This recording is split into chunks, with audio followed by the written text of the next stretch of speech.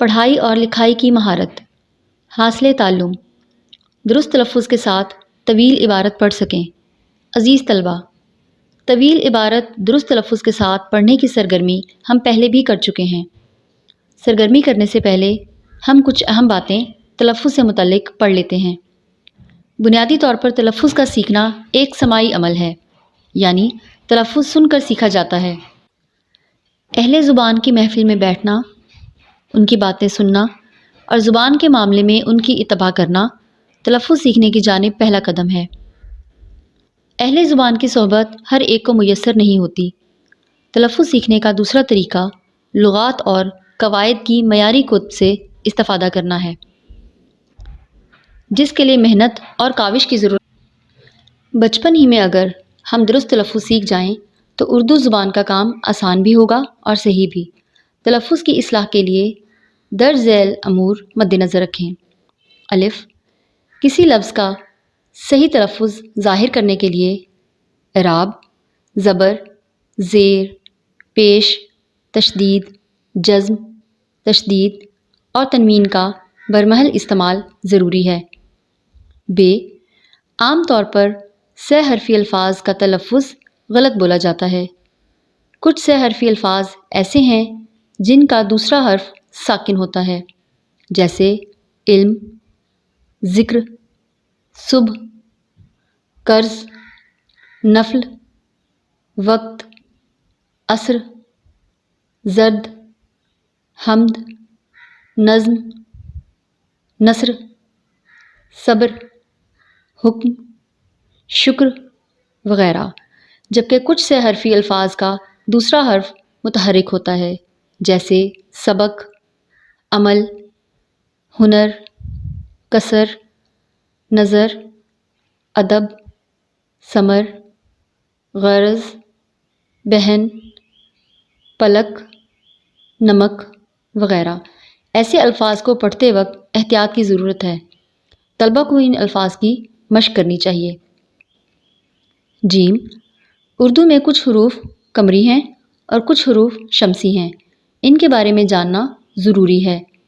اردو میں 14 حروف قمری ہیں اور 14 حروف شمسی ہیں۔ قمری حروف سے مراد وہ حروف ہیں جن سے پہلے اگر الف لام آ جائے تو لام پڑھنے میں آتا ہے، جیسے القمر، عبد الخالق وغیرہ۔ شمسی حروف سے مراد وہ حروف ہیں جن سے پہلے اگر الف لام ال آ جائے تو لام پڑھنے میں نہیں آتا، جیسے الشمس، عبد الشکور وغیرہ۔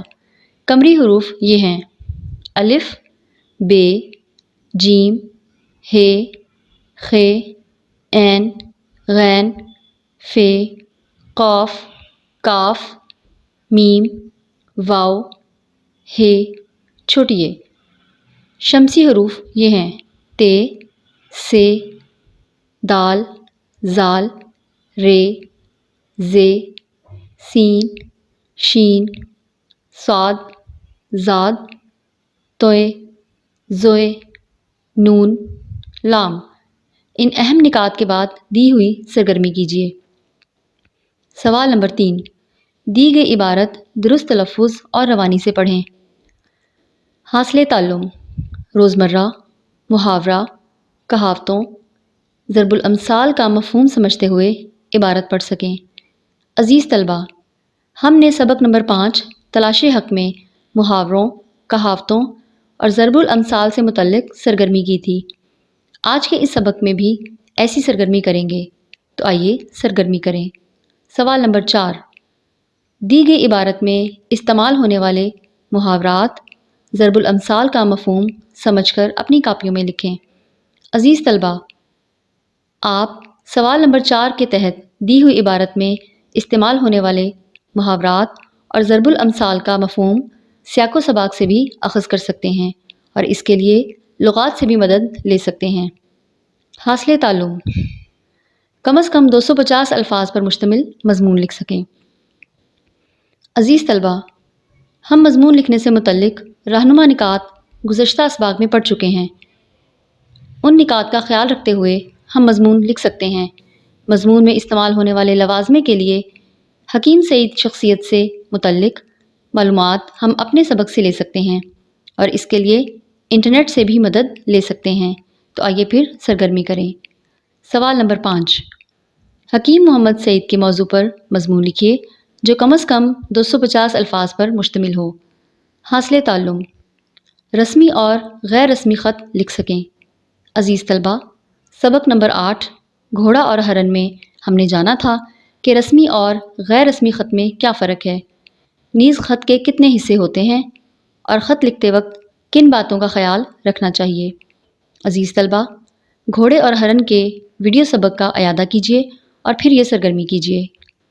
سوال نمبر 6، اپنے نانا جان کے نام خط لکھیں جس میں ان کی بیماری، دواؤں اور صحت کے بارے میں دریافت کریں۔